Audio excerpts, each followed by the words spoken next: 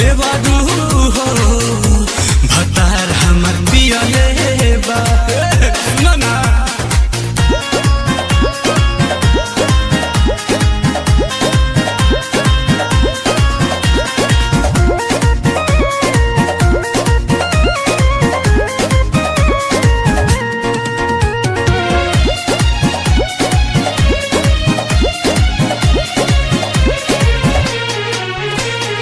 पियाबा के चिंता न बाटे तो पियल के खाती जिया ताटे रहे हरदम नशा में गोताई बाटे करा से मन जाई कुछ पियाबा के चिंता न बाटे तो पियल के खाती जिया ताटे अंगे अंगे देह मोर सिहरता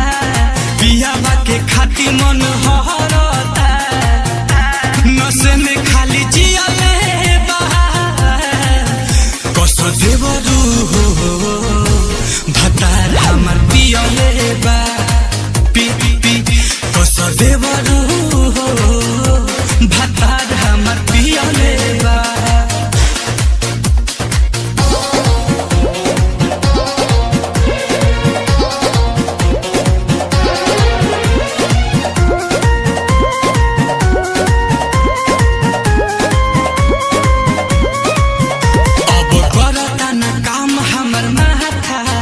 होता पहिने में देहिया में बाथा डाल दिले बाटे हमके सखेता दही जरा ना दरजिया के बेटा